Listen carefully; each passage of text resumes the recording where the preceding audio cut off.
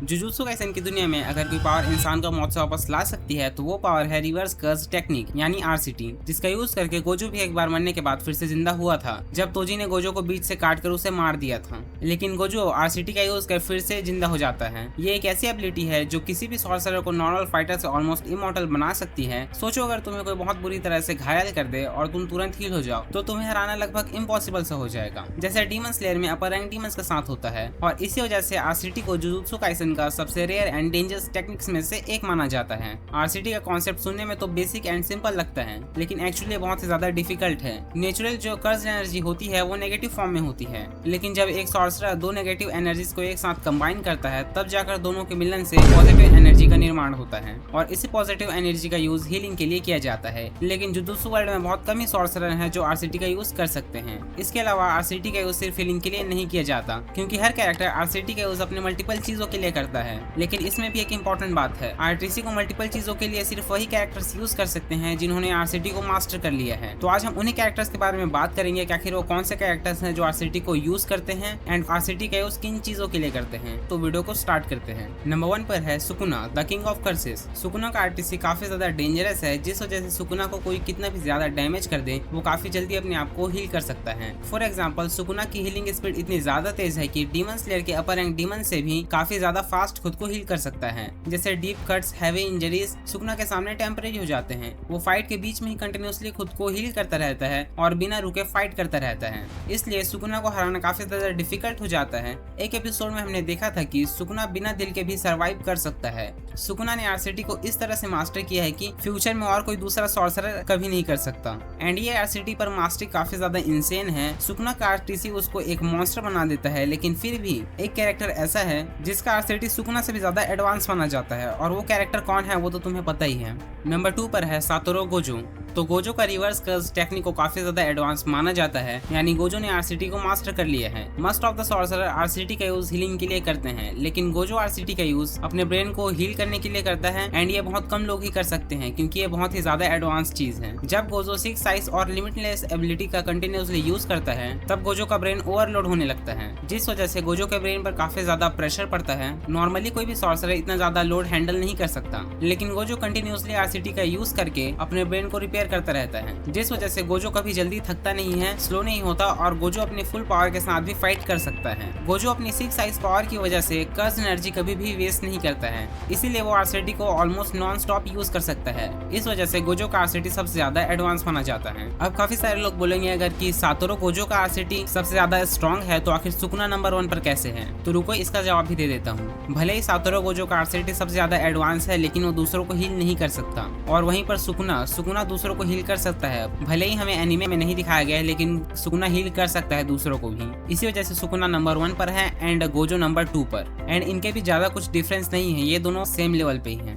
Number 3 पर है Utah ओकोत्सु। Utah का आरसीटी बहुत ही एडवांस है। यूटा उन सॉर्सरर्स में से है जो अपने साथ दूसरों को भी काफी इजिली हील कर सकते हैं, एंड ये एबिलिटी बहुत ही ज्यादा रेयर है। मोस्टली हीलिंग में क्या होता है, ज्यादा एनर्जी से बॉडी डैमेज हो सकती है एंड कम एनर्जी से हीलिंग इनकम्प्लीट रह जाती है। लेकिन यूटा की कर्स एनर्जी की क्वांटिटी भी काफी ज्यादा है एंड उस एनर्जी पर कंट्रोल भी काफी स्ट्रॉन्ग है। इसी वजह से यूटा आरसीटी को बार बार यूज कर सकता है, जैसे सीजन 3 के एपिसोड 1 में यूजी को आरसीटी की मदद से फिर से जिंदा किया एंड फिर नाओया को चोजो के पॉइजन से भी ठीक करता है। यूटा का आरसीटी उसको एक डेंजरस फाइटर बनाता है, क्योंकि अगर कोई ओपोनेंट उसको डैमेज करता है तो फिर यूटा तुरंत खुद को हील कर लेता है और फाइट कंटिन्यू करता रहता है। यूटा की एक और खास बात यह है कि वो बड़ी से बड़ी प्रॉब्लम में भी काम रहता है एंड सिचुएशन को काफी अच्छे से हैंडल करता है। इसी वजह से उसका आरसीटी स्टेबल रहता है एंड यही एक कारण है कि यूटा नंबर 3 पर है। नंबर 4 पर है शोकोलेरी। अब काफी सारे लोगों को यही नहीं पता होगा कि आखिर ये शोकोलेरी कौन है। तो बता दूं कि सीजन 1 में जब सुकुना ने यूजी के दिल को निकाल दिया था और उसे मार दिया था, तब उसकी डेड बॉडी को इन्हीं मोहतरमा के पास लाया गया था, क्योंकि शोको जुजुत्सु हाई की बेस्ट हीलर मानी जाती है। अगर कोई सॉर्सरर सीरियसली इंजर्ड हो जाता है तो यूजुअली उसे शोको के पास ही लाया जाता है, क्योंकि शोको का आरटीसी बहुत ही ज्यादा प्रिसाइज है। वो बड़ी से बड़ी injuries, deep wounds and internal damages को भी रिपेयर कर सकती है।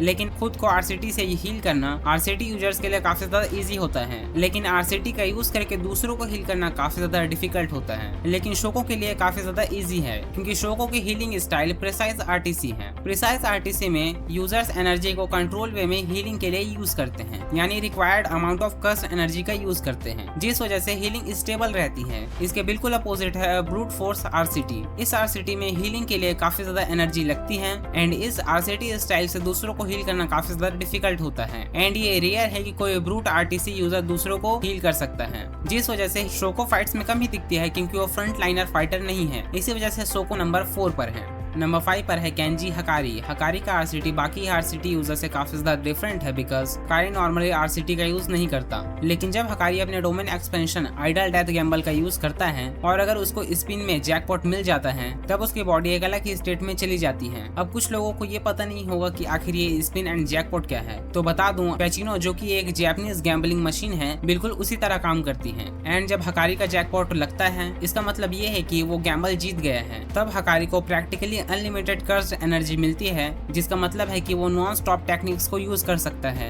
एंड कर्स्ट एनर्जी के खत्म होने का कोई टेंशन ही नहीं है। हिकारी की बॉडी ऑटोमेटिकली आरसीटी का यूज करती है। अगर उसका पेट फट जाए, हाथ पैर कट जाए एंड बॉडी में होल हो जाए, तब भी वो सेकंड्स में ऑटोमेटिकली हील हो जाएगा, बिकॉज आरसीटी का यूज हिकारी नहीं उसकी बॉडी करती है। इस वजह से हिकारी को मारना ऑलमोस्ट इम्पॉसिबल हो जाता है। अपोनेंट को लगता है कि वो जीत रहा है, लेकिन उसको क्या पता उसका गेम बजने वाला है। लेकिन हकारी का आरसीटी परमानेंट नहीं होता, क्योंकि जैकपॉट का टाइम खत्म होते ही हिकारी नॉर्मल हो जाता है और तब उसकी हीलिंग भी नॉर्मल हो जाती है एंड अगर वो चाहे तो वो फिर से स्पिन कर सकता है। हिकारी के जैकपॉट का टाइम 4 मिनट 11 सेकंड्स के लिए होता है एंड भले ही ये टेम्पररी है, लेकिन जब हिकारी इस मोड में होता है तब वो लगभग इमॉर्टल हो जाता है एंड इसी लिमिटेशन की वजह से हिकारी को नंबर 5 पर रखा गया है। नंबर 6 पर है केंजाकू।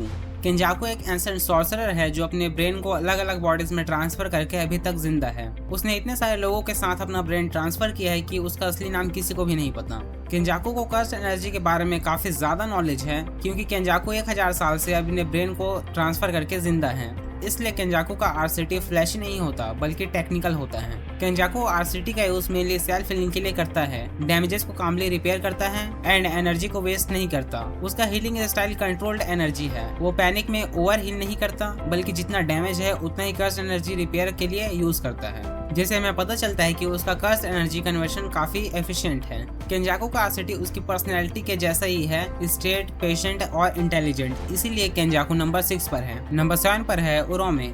उरोमे इन मोहतरमा का नाम है एंड ये सुकुना के काफी ज्यादा लॉयल फॉलोअर्स में से एक है। तुम इसे सुकुना का राइट हैंड भी कह सकते हो। वैसे तो सुकुना किसी पर गोटी भर का भी विश्वास नहीं करता, लेकिन उरोमे एक ऐसा लौंडा है जिस पर करता है। अब मैं आखिर इसे लौंडा क्यों कह रहा हूँ, क्योंकि एक लौंडा है। अगर तुमने जुजुत्सु काइसेन की मांगा रीड की है तो तुम्हें पता होगा कि उरोमे हैन एरा से सुकुना के साथ था, जब सुकुना अपने पीक पर था एंड इस एरा में उरोमे एक लौंडा था। लेकिन अब क्वेश्चन ये आता है कि आखिर ये इन मोहतरमा की बॉडी में कैसे आया। तो बात ऐसी है कि जेजेके वर्ल्ड में कुछ एंशिएंट सॉर्सरर ने अपने आप को कर्स्ड ऑब्जेक्ट में सील कर लिया था, या अपनी बॉडी को प्रिजर्व करके रखा था अपने फ्यूचर प्लान्स के लिए, ताकि फ्यूचर में वो किसी वेसल के थ्रू रिवाइव हो सके।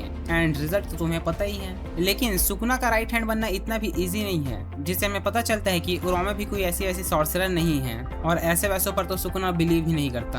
अब बात करते हैं उरोमे के आरसीटी के बारे में। तो उरोमे का आरसीटी नॉर्मली डैमेजेस को हील कर सकता है, फाइट के बीच भी हील करती है, लेकिन स्पीड नॉर्मल होती है एंड वो दूसरों को हील नहीं कर सकती, जिससे हमें पता चलता है कि उसकी आरसीटी सिर्फ नॉर्मली हीलिंग के लिए है। एंड उरोमे मेनली कॉम्बैट सॉर्सरर है जिसकी स्ट्रेंथ काफी अच्छी है, इसी वजह से ये नंबर 7 पर है।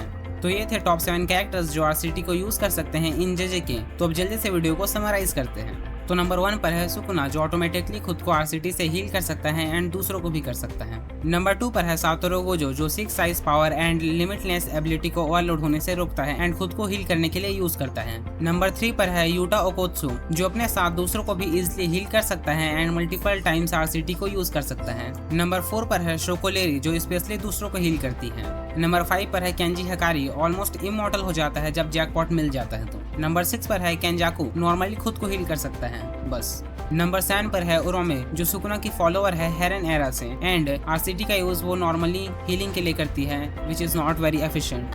तो ये थे टॉप 7 कैरेक्टर्स जो आरसीटी का यूज कर सकते हैं इन जेजेके। तो अगर तुम्हें वीडियो अच्छी लगी हो तो वीडियो को लाइक करो और चैनल को सब्सक्राइब कर दो ऐसे एनीमे कंटेंट्स के लिए। तो मिलते हैं किसी नेक्स्ट वीडियो में, तब तक के लिए पीस आउट।